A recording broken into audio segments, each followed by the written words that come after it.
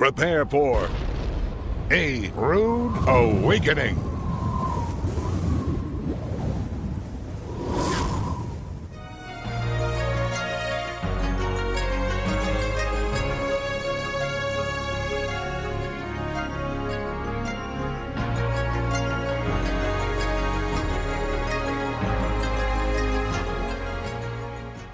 Now, as Peter went on in this, he said that in the last days that they will willingly be ignorant and that God is going to shake the heavens and the earth this next time.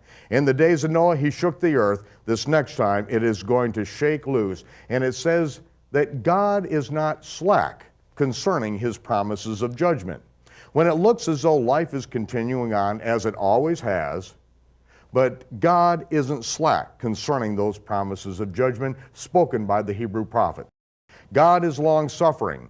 He's not willing that any should perish. But then Peter makes one prophetic statement concerning the last days and the promised return of the Messiah. And there's only one statement that he makes, and one thing he says that we are not to be ignorant of. And he says, this we are not to be ignorant, that a day with the Lord is as a millennium, or 1,000 years, and 1,000 years is as a day. Shimon Kepha, Simon Peter, was speaking the very same thing that the Hebrew rabbis have taught for thousands of years. In that God created the heavens and the earth in 6 days, and on the seventh day he rested. What that means is that man will have his time of rule and reign on the earth for 6,000 years. The Messiah will reign in the seventh or the Sabbath millennium, the day or the millennium of the Lord. In the book of Barnabas, who is a first century Jewish follower of Yeshua of Nazareth, he also stated the same thing in that God created the heavens and the earth in 6 days, the seventh day rested. He said that the Messiah will reign in the seventh or Sabbath millennium, the day or the millennium of the Lord, as it is understood throughout the Hebrew Scriptures. The first century Jewish followers of the Messiah were under no delusion that the Messiah would be returning at any moment. That, for the most part, is a Western Gentile Christian fabrication that has been extrapolated out of theological training rather than from the Holy Scriptures. And so it is that God has left a testimony for this period of time, saying a day with the Lord is as 1,000 years, and 1,000 years as a day. Now, we, for the most part, in this part of the world, are not taught basic math, especially in church. Because if we cannot get 3 days and 3 nights between Good Friday and Easter Sunday, there's like no hope that we would be able to do any advanced mathematical calculations. But we're going to do some of those today. Because we see that just as Adam's first year was the year 1, and the first millennium was the year 1 through the year 1000, then the second millennium was the year 1001 through 2000, third 2001 through 3000, that by the time we get to the year 6001, that is when the seventh or the Sabbath millennium, the day or the millennium of the Lord begins.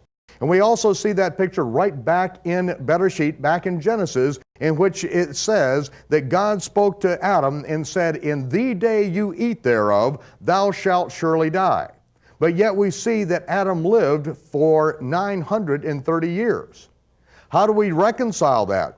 It's because we know that a day with the Lord is as 1,000 years, 1,000 years is as a day. Adam was created to live forever, but he died in the day or the millennium in which he was created, and from that point on, no one, even though Methuselah came close at a lifespan of 969 years, no one has ever lived past the day, even right from the very beginning. And so God said it right in Genesis and showed how that prophetic shadow picture is going to be seen throughout the Scriptures and through the feast of the Lord, the spring feast and the fall feast. We are going to see how these all play in a part. Now, according to the modern Jewish calendar, it is currently the year 5760. The year 5760 would indicate that we are at least 240 years away from the beginning of the seventh or the Sabbath millennium. But there are no Jewish scholars on the planet today that dispute the fact that years have been subtracted from the total elapsed time calendar. We all know that years were subtracted. The question is, how many years? It's the noted Jewish rabbi, Shimon Schwab, who stated that he could prove that there are at least 165 years missing from the total elapsed time calendar, and perhaps many more. So the question remains, what year is it? Now, among the Western Gentile or the Christian chronologists, there are none that really would argue with this following statement, that creation was around the year 4000 BCE, 4000 BC. And here we are now around the year 2000 of the Common Era. Now, any second grader would be able to add this together and see that 4000 BCE and 2000 of the Common Era would bring us to around the year 6000 at this point.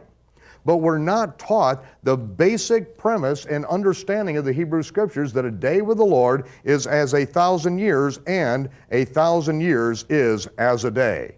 And so it is that we are going to look at God's reckoning of time and understand these things from the biblical perspective, from the Hebrew perspective, because we are living in God's universe. The world in which we live is synchronized to God's calendar and God's time clock. Whether we know about it or not does not make any difference. God does not spin the universe around what we don't understand. I learned that several years ago. If I don't understand it, then it seems to just keep on rolling right over me at times if I get in the way. But God's reckoning of time, clearly outlined in the Hebrew Scriptures, we have completely forsaken in the West. We have inherited and adopted a pagan reckoning of time, which is completely out of focus of God's reckoning of time. In the Western world, every day of the week is named after a different pagan god. Every month of the year is named after a different fallen angel, a different god. From Janus, the two-headed god, all the way to August, Caesar Augustus, the god of the Roman Empire. And so it is that we have inherited a pagan reckoning of time and have completely forsaken God's reckoning clearly outlined in the Hebrew Scriptures. Even the Western world in America, which purports to believe that the Bible is the Word of God, has completely forsaken God's reckoning. It's as if the hands have been broken from the face of the clock. We don't know what time it is, but God knows what time it is, and He has a plan and a promise. And when the seventh or Sabbath millennium begins, we are going to see some incredible events as we come to the seventh month of the seventh millennium, because the seventh month feast will be fulfilled when the day or millennium of the Lord begins. And we find ourselves right on the cusp of this at this point. It was 3 years ago that I presented and defended in Jerusalem the first astronomically corrected biblical Hebrew calendar since the destruction of Jerusalem in 70 AD. And it was Rabbi Hillel II in the 4th century that made advanced mathematical and astronomical calculations when we no longer lived in the land of Israel. And those calculations were made so that we could have a projected calendar that could be used with his people being scattered over 3 continents. And so when we weren't in the land and couldn't keep God's original reckoning of time, then an alternative calendar was produced that at the time was extremely accurate. But now, 1,600 years later, those calculations were not accurate enough to keep the calendar on track over the long duration with which it's been in use. And so where we find ourselves at this particular point in time is that most of the time we are celebrating the feast days on the wrong day according to the modern Jewish calendar. And many times we're completely in the wrong month according to God's original reckoning of time. Now, whereas this may have been acceptable in generations past, now that we are back in the land, there is no reason why we can't go back to God's original reckoning of time. And also, what we have found ourselves embroiled in and completely immersed in the culture in the West is that we have inherited pagan celebrations and renamed pagan celebrations, again, which have no basis in truth or reality. Some of them are not even renamed, such as Easter, which is the name of the bare-breasted fertility goddess of the East, who came out of heaven in this giant egg, landing in the Euphrates River at sunrise on the first Sunday after the vernal equinox, busting out, turning a bird into an egg-laying rabbit. And then after that point in time, the priest of Easter would then sacrifice infants and then take the eggs of Easter and dye them in the blood of sacrificed infants.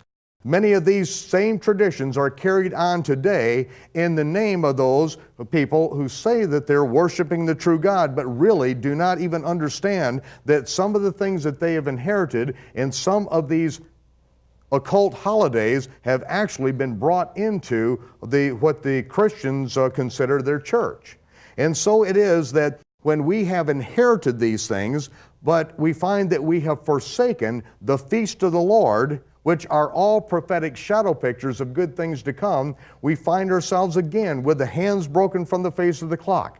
We do not understand God's reckoning of time, but we also have been shut out from understanding the feast of the Lord, which the New Testament says are all shadow pictures of good things to come. And so it is that Israel understood for centuries, for generations, that each one of the feasts of the Lord were holy rehearsals, holy convocations, which are holy mikra, or holy rehearsals, that we look back at good things that had happened in the past, such as Passover, when we left Egypt. We understood these things as good things that happened in the past. But yet, until the spring feasts were fulfilled, we did not understand that they were also shadow pictures of what the Messiah would accomplish when the Messiah comes. And so now what we are going to see is get an understanding, a perspective of that. Because we see that in the Gospel of John, Yohanan was a first century Jewish follower of the Jewish Messiah. And it is in his gospel, in his record, that he says, I have not written everything that could be written or should be written. The world wouldn't even be able to contain the scrolls of the things that should be written about Jesus of Nazareth. But he said, but this I have written, that you might know that Yahshua of Nazareth is the Messiah, the only begotten Son of God, and that believing you might have life through his name. Now, how does a Jewish disciple of the Messiah prove in his culture to his people that Yahshua is the Messiah? How does he do it? Of all the things that could and should be written, the world wouldn't be able to contain the scrolls. What is it that he selects, that he uses, that proves that he is Messiah? John shows how Jesus of Nazareth fulfilled the spring feast of the Lord just as they had been rehearsed every year, year after year, century after century, for over 1,000 years. And that each one of these feasts were a prophetic shadow picture that we were required, Israel was required to go up to Jerusalem to these feasts, to these rehearsals, and every one of these feasts were embedded with an expectation that this could be the time that the Messiah is revealed. And so every time we came to the feast, it was with that expectation, this may be the year. We would come up, we would purify ourselves, we would mikvah or baptize ourselves before the festivities began, expecting that maybe this is the year that the Messiah comes. And we see that the Gospel of John details how Yahshua of Nazareth fulfills every detail of the spring feast just as they've been rehearsed for thousands of years. Michael Rood will return with some closing thoughts in just a moment. The four Gospels record how the Messiah fulfilled the prophetic shadow pictures embedded in the spring feast of the Lord, just as they had been rehearsed by the Jewish people from the time of King David until the destruction of the Second Temple by Rome.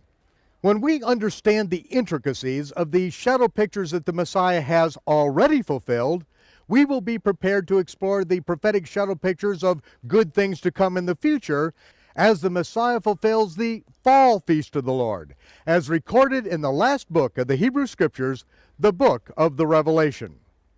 We invite you to join us again next time for Episode 2 in the 26-part series on the prophecies in the Feast of the Lord, A Thief in the Night.